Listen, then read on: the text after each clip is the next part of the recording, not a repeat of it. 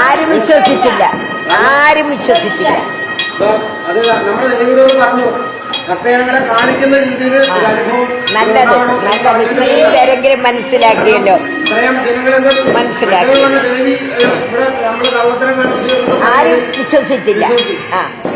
ഭഗവതിയുടെ അനുഗ്രഹമാണെങ്കിൽ നമ്മൾ പൂജ കഴിക്കാം. നിങ്ങൾക്ക് വേണമെങ്കിൽ തൊട്ടുകൊടുക്കാം.